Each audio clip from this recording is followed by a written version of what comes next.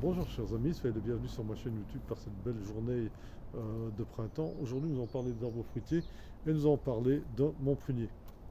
Alors ce prunier il a une petite histoire particulière comme vous allez le constater. En fait quand je me suis installé ici il y a déjà 6 ans, ce prunier était déjà là, mais le problème est qu'il ne donnait pas du tout des bonnes prunes. Il était comme malade, il donnait des prunes qui avaient enfin, qui avaient vraiment un aspect pas très beau, elles n'étaient pas très bonnes non plus, etc. Donc on a décidé de s'en débarrasser tout simplement. Alors l'arbre était beaucoup plus haut que ce que vous le voyez maintenant.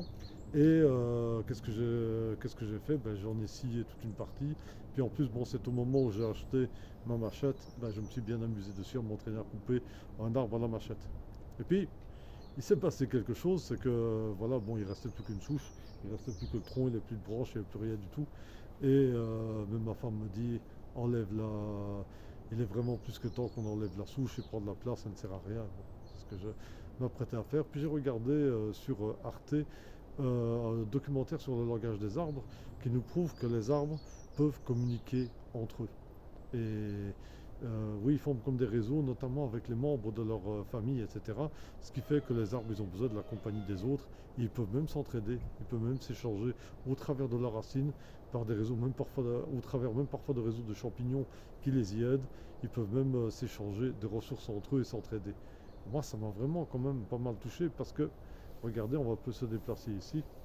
Cet arbre, c'est, il est, mon prunier, il a des enfants. Il en avait un ici, un jeune prunier. Et vous allez voir ici, je vais encore me déplacer. Vous voyez ici, là, vous voyez qu'il y a encore un autre prunier. Donc, mon prunier était en fait entouré de deux de ses enfants. Et là, franchement, après avoir vu le reportage, bah, j'ai quand même enfin, je me suis vraiment senti mal d'avoir coupé cet arbre-là. Il faut dire que j'aime pas trop de couper, d'arracher des arbres. Et je l'ai laissé comme ça, j'ai dit à ma femme, écoute, franchement, tu fais ce que tu veux, mais moi je refuse d'y toucher. Après le reportage qu'on a vu, je veux plus, franchement, je ne veux plus le couper. Qu'est-ce qui s'est passé? Il n'avait plus de branches, il n'avait plus de feuilles, il n'avait plus rien du tout. Donc la première année, évidemment, il a un peu refait quelques branches, mais il a fait très peu de photosynthèse, parce qu'il n'avait plus rien de quoi faire de la photosynthèse, c'était plus qu'un tronc tout nu. Et puis, les années suivantes, ben, il a repris, comme vous voyez qu'il est plein de boutons floraux, il a fait tout plein de nouvelles pousses, etc. Il a fait tout plein de nouveaux troncs, etc. Et franchement, je vais vous dire, donc, comment est-ce qu'il a survécu? Ben, c'est simple, ce sont ses enfants qui lui ont donné de la nourriture, exactement comme ce que j'ai vu dans le reportage. Vraiment, la nature est incroyable et en fait, on croit qu'on sait tout, mais c'est des découvertes récentes sur la communication entre les plantes. Et franchement, c'est épatant. En fait, on ne sait pas grand-chose et on vit dans un monde beaucoup plus merveilleux, beaucoup plus complexe que ce qu'on imagine. Alors cet arbre-là, qui n'avait pas de feuilles, qui ne pouvait pas faire de photosynthèse, c'est ses enfants qui l'ont nourri. Ses enfants l'ont nourri, puis il a repris et vous voyez maintenant, vous voyez il est tout plein de boutons floraux, hein, donc lui et ses enfants, d'ailleurs, ils sont tous tout plein de boutons floraux. Et alors, oui, celui-là, il va falloir que je le. Il y a les sureaux qui risquent de l'étouffer, je crois que je vais intérêt à les couper par après. Ça, c'est une petite parenthèse. Il fait maintenant des prunes, je ne vous dis pas, c'est comme du miel.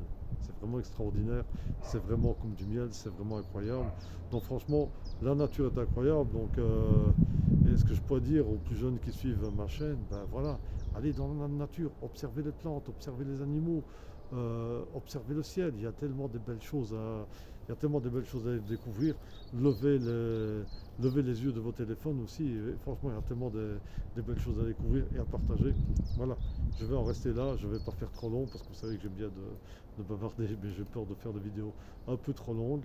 Donc, je vous souhaite une très bonne journée. Sortez, profitez du beau temps.